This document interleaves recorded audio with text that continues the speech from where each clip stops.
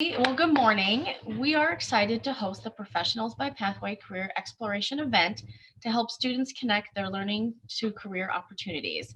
I am Mrs. Mathis in the Career Center and am very excited to welcome Daniel Hammis, a college administrator, a professor at CityU, and as well a doctoral student as our guest today. And before we get started, I wanted to remind everyone that we are being recorded so future students can benefit from our speakers. We have the next 30 minutes to learn about his career field, the education that is needed to enter and grow within that industry, and what advice our speaker has for our students. We will also be monitoring the Q&A for any questions that students submit. Thank you. Take it away. Well, thanks for having me into your class and giving me the opportunity to talk about myself. Um, as a child from Iowa with 10 brothers and sisters and one adopted brother, it's kind of unique to find myself out here in Washington and working for one of the premier schools in the United States. As you can see, I am a college administrator with Embry-Riddle Aeronautical University, and I'm a college professor with City University and a doctoral student working on my doctorate in business administration. So it keeps me busy. I also chair a number of different local community groups, so a lot of fun stuff. So let's first talk about a college administrator. I've been with Embry-Riddle now for 14 years. It's a great place to work. I'm the campus director, and it's kind of what I like to call, I'm kind of like a principal or a superintendent of the locations that I have at Seattle, Tacoma, and in Everett. So I have 3 locations with a total of about 600 students between the 3. And I would consider this job more or less, more like a principal or superintendent. It doesn't sound like very exciting. My most disappointing part of the job is I don't spend as much time with students as I like. I spend a lot of time on planning and strategic operations for the location to make sure that our students have all the things they need. Embry-Riddle, by the way, is a great school. It's a great opportunities at school. I just want to show you a little bit about the place that I work. We are the #1 aerospace engineering program in the country with our Daytona and Prescott campuses. We are the #1 online bachelor's. We're also #1 in veterans bachelor's degrees. We are #7. We have 7 astronauts, alumni who've been astronauts, and they've come from all 3 campuses, Daytona, Prescott, and worldwide. So it's kind of exciting to see where our students end up. They become presidents of companies, aviation organizations, they're pilots, they're leaders at Boeing. They're doing a lot of fascinating work within aviation and in other industries. It's interesting, I found one guy who graduated from our university who actually is a chief of security for Paul Allen's group. So that's kind of exciting. My son is he was a software engineer, and he actually works for GoGo Aviation as their chief cybersecurity guy. So there's a lot of different roles that our students end up in. But a little bit about, we have two residential campuses, Prescott, Arizona, which is where my daughter is attending, doing mechanical engineering. Daytona Beach, where one of my sons went, and he is a civil engineer. My other 2 sons are a software engineer, and the other one's a mechanical engineer. They both went to Prescott. So beautiful campuses, beautiful locations, great location students. Worldwide, which is what I work for, I have my campus in Seattle, which is in Renton, Washington.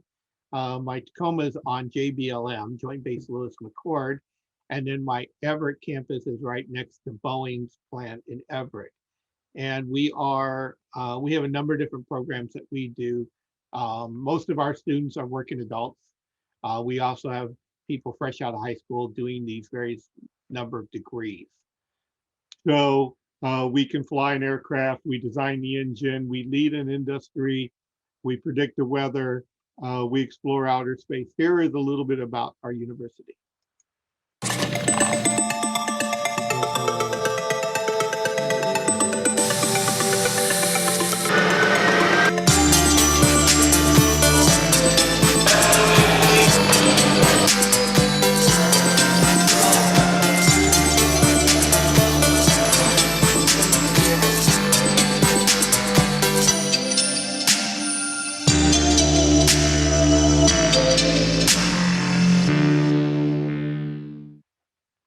It's just a short video, but as you can see, we have lots of different things that we do, a lot of hands-on programs and a lot of activities. So the other job I have is I have been with City University of Seattle. I'm a college professor. I've been there for 22 years teaching graduate and undergraduate courses in business and operations, management. I've taught numerous courses, both graduate and undergraduate. My big courses that I teach right now are operations management and the ethics class. And right now I'm teaching also economics. But I teach in Seattle, which includes Tacoma and Joint Base and Renton. I also teach in China, which is usually in Shenzhen, China. I teach in Vietnam, which is primarily in Hanoi, Mexico, and I've taught in Slovakia, both in Bratislava and in Trenčín. All exciting places to teach. It's fascinating to work in those jobs, but a lot of neat stuff to get me there. So I am also a doctoral student. I'm kind of in the middle of that PhD mess right now, working. Don't know why I'm doing it, but it's kind of been my dream to kind of finish it up. I will get there. My thesis is on underrepresented students and the correlation between their success and their connection with the business operations of the not-for-profit institution. But I will get there more for the fun of it than it is for anything. I love learning, so that's why I'm doing it. So kind of get back and let me spend a little time talking about how I got to where I am today. I never thought that I would ever be teaching at a university and teaching graduate courses. I never thought I would be traveling around the world teaching courses and working with some very fascinating people. I never thought that I would be meeting astronauts, the president of Alaska Airlines, the heads of companies around the world. I never thought I would write an article for a aviation magazine, which I had published this last year. There's a lot of things I never thought I would do. I look back in my growth. I started out in education. I did have a teaching degree from Iowa. In Michigan, I worked with youth, high school and taught middle school and high school. And then I moved here, decided to do some other things. I ran a landscape company, ran a janitorial company. I ran a storage company, was a regional manager for a storage company. Had all kinds of fascinating roles in my life. I also worked in a catering company, which was kind of fun to do. So there's a lot of different things that I did to get there, but it was kind of those connections of people. Every job that I've had was because I knew somebody who recommended me for that job. There was a lot of great opportunities that came my way. So what do you need to know to become a college professor? Well, the unfortunate thing, if you don't like education, I'm sorry, but you do have to have a master's degree to teach in college. It is a requirement. The other part is experience. I have a lot of business experience. My job is a lot of strategic management. So I spend a lot of time planning and doing operations planning. So that's how it led me into teaching operations management. The other thing I do is I never look at my meetings with people as an opportunity to get something, but it's amazing how many people I meet that connect me with people that I want to know. So one day I was at an event and I needed a speaker for an event, and I happened to run into the former president of Alaska Airlines.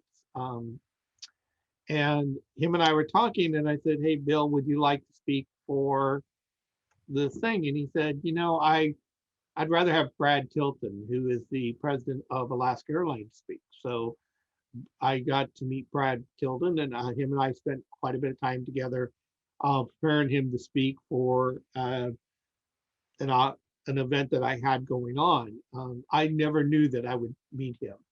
Um, then through the process, I also met a few other people, leaders and organizations that, but I always have been there to kind of find out more about that person and what got them there. Brad's a fascinating guy to see how he got in that role. Um, a neat person that I love talking to is Matt Hayes, who is the president of the Museum of Flight. And you look at his history and how he got in that role. It's um, it's a very unique and special job, and he's the right person at the right time for that organization. But I look at you know, what do you need? Well, you need education. Um, find out what you're interested in. Learn everything you can. The thing I committed myself to is when I was a landscaper, I knew everything about landscaping I could ever get to know. I read every magazine about landscaping. I studied every article I could find about landscaping. When I was a caterer, I studied everything I could ever know about catering. What does a customer want? How do you make things better? But it's all about whatever you're going to do, be the best at it. Know everything you can about it. Education. I spend more time reading articles about strategic planning in education. I was just looking through my articles I got set aside to read, but there's so much I want to know to do my job better. So reading, getting to know people who are in the industry who do it well, and then spending time with them is also a thing. So I I'm was going to kick it back to Nicole, who's going to lead us through some questions. But hopefully that will help. The pathways are never straight. If I look back to how I got to this role, um, it was amazing that it was just because somebody knew me, liked me, and then said, "Hey, this person would be perfect for that job." I did a 20-minute interview and they gave me the job. And I've loved it for the last 14 years, and I don't plan on leaving. This is the end of my career role, I think, but who knows? There might be something new right around the corner. I haven't quite decided yet, but I'm open for new things, whatever comes around. So, Nicole, and Miss I Math. yeah, that's fine. I love that so much. I love your story. Just it goes to show that you never know what can happen, and our paths are usually never straight. I So obviously with all of the different industries you've been in, you need a different knowledge base for each one, and you took the bulls by the horn and learned what you could about each one. But what are some of the skills that you would say were consistent across each and every career path you've been down?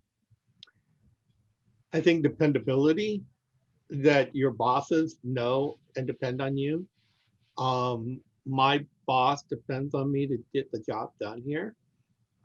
They look to me as um, they don't have to guide me as much. They're there to help when something happens, but they're really want me to be able initiative. I guess that maybe that's a better word for it.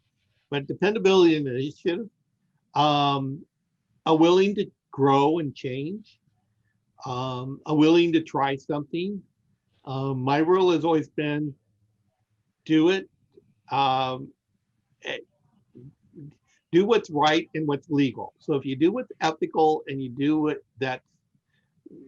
what is legal, You're never going to break the rules or the policies, but you don't have to ask permission every time you have to do something. So if I want to do something at my current campuses, I look at all the policies that are in place. I understand what the rules are within the organization, and then I just make the decision. I don't, and then if my boss says, hey, you shouldn't have done that, it's usually a discussion of, we know you made the decision based on the information you had, but here's some information you did not have that we would probably not want you to do that. That's very seldom as happens, but I love taking chances, but they're always calculated chances. So I always estimate what the most likely outcome is going to be and go for the best outcome for my organization and for my staff. The other thing is loving the people you work with. Um, you guys might know Mrs. Mulkey, but Mrs. Mulkey's husband used to work with me, Dave. And Dave worked with me for about 8 years. Love Dave. I wouldn't do I would do anything for Dave to help him grow. But I love helping him find where he wants to be. So loving your people and helping them grow was always a big thing too. Um, for some reason, I've always gotten stuck in leadership roles, but that's okay. As long as I rise to the occasion to do what's right and to serve. But I think, the skills is, sorry, I'm gone long-winded here, but I'm so passionate about this. Your skills is really love people, look at what's best for all the people that's involved, show some initiative and do things, but do the right things. Make calculated decisions on what is best for everybody in the group, and you can't go wrong. But build those skills of interpersonal relationship, communication, working together, being willing to listen and to change when something's not going your way. I had to apologize to one of my coworkers, not my employee, but my coworker the other day, because in a meeting I was very abrupt to her, and it bothered me for a day that it just didn't go right. And so I called her and apologized and said, hey, I don't think I treated you the way you deserve to be treated in that meeting. And so we had a nice conversation about that, but willing to see that and being willing to be there and express it. So sorry, Nicole, that was a long answer. But No, I think that's a great answer, and even more in depth than I was looking for, which was fabulous, right? You gave me a much more exciting answer than kind of what I expected. I and then leads me to ask, and we do have a student question too, but kind of as a follow-up, do you think that that's one thing that attracts people to your particular industry, to being in education, working with collaboration and helping each other grow? Or what else attracts people to your industry? So what attracts people to the industry? Well, I think it's a passion. My reason for going into education overall is because I want to see people grow. Some of the greatest joys I have in my job is I was in a meeting 10 years ago. Somebody said, 10 years ago, you were my teacher of whatever class it was. And I remember you doing this, and we connected, and it was like, I don't remember the person. Something I did in the class was good for them. They learned and they're doing something different. Is amazing. I have a lot of students that I connect with through LinkedIn, and I get to keep track of where they're going and what they're doing. I have one student who called me and needed some help. He was applying for a job at Boeing.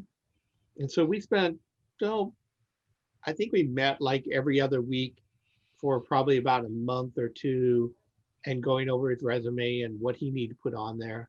And then he was applying to go to a university to get his master's in information technology. And so him and I talked about what that was, and he asked me for a reference. So the other cool thing is I have employees who 5 years later will call me and ask me, will I be their reference for them? Or students will call me and ask me if I'll be a reference. And I mean, that's a joy to me. I was telling Nicole before the meeting was my children have all become engineers.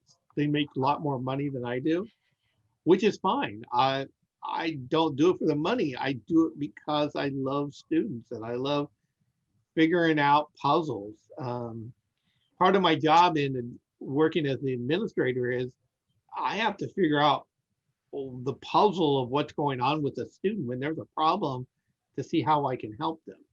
But I like that because I like to see what can I do to make that student successful and be able to stand on their own feet and move forward. Um, Teaching, I big thing is opening the students' eyes and saying, "Wow, there's a whole new world out there." They ask questions. I'm so amazed at I have 66 students in Vietnam right now, and they are amazing. They come up with the most interesting questions. They come up with great ideas.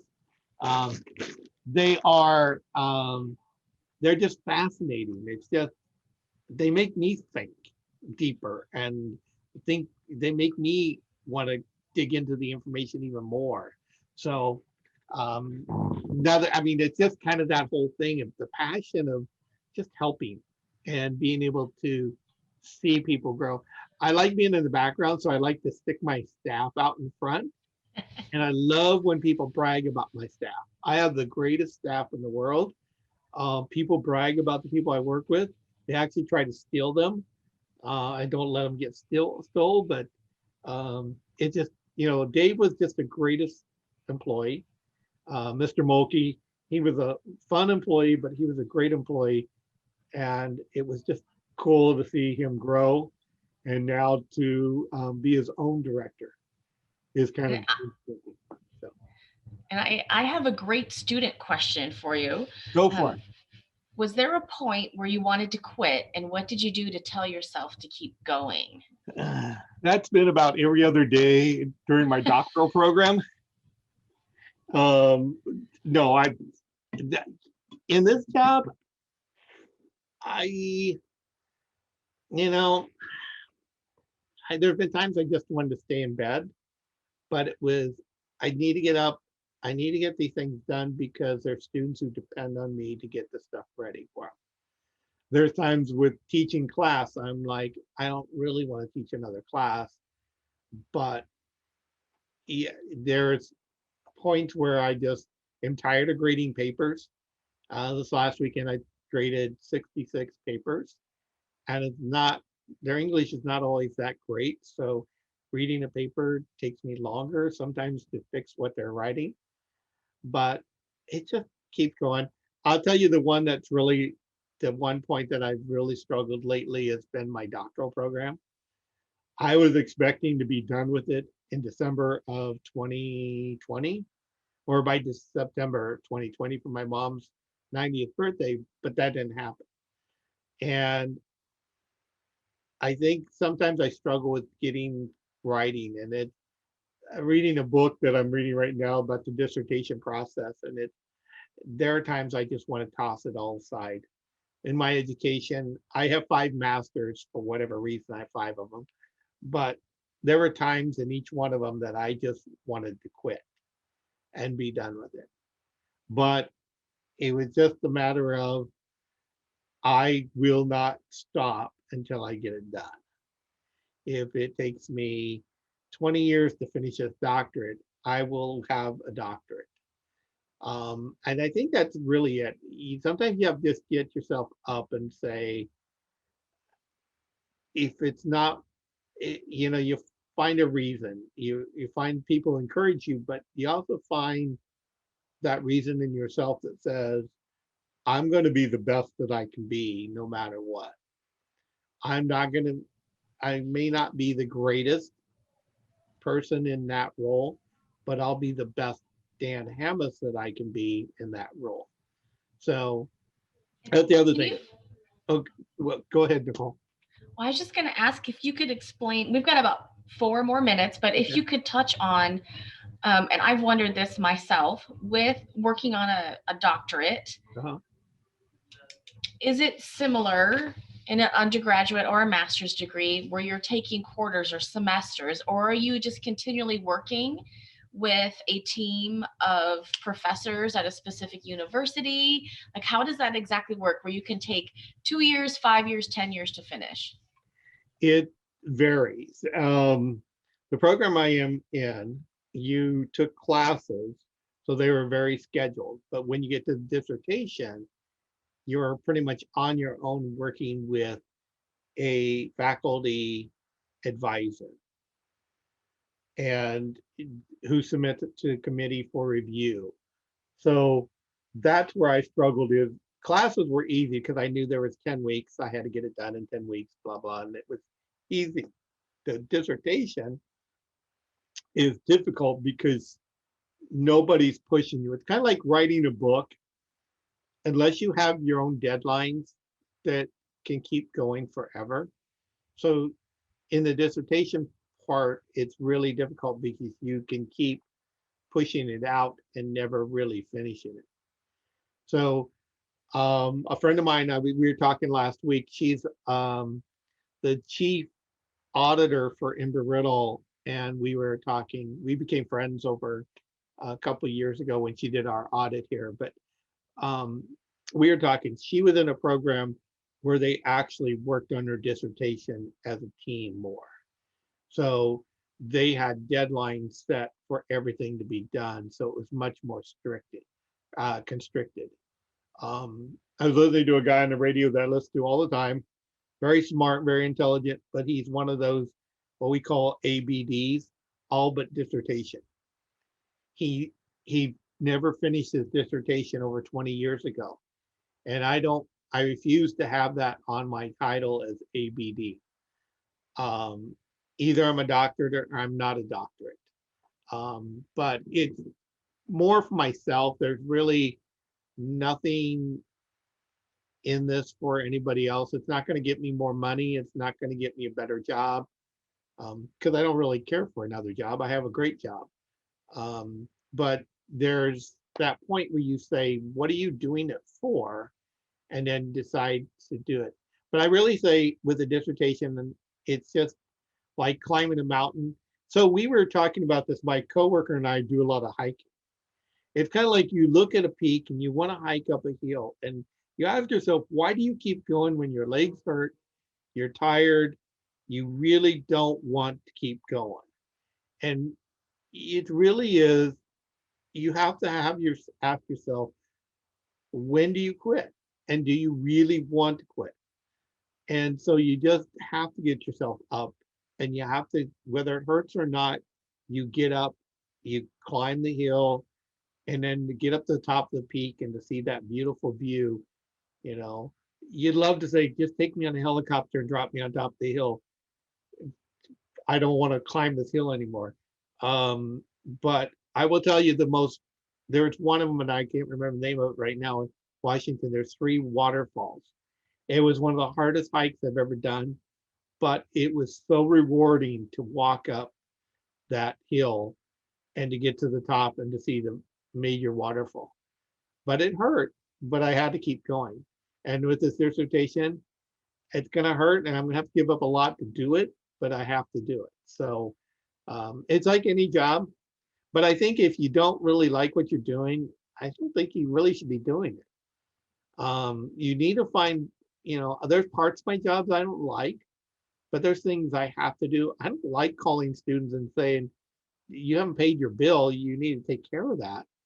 But it's part of my job and I have to do it. So, but there's so many things about this job I do love that I live for the good things and some of the bad things I just have to do. So, yeah. And honestly, I feel like I could listen to your stories for another half an hour because it's fascinating. Your career journey is fascinating to me.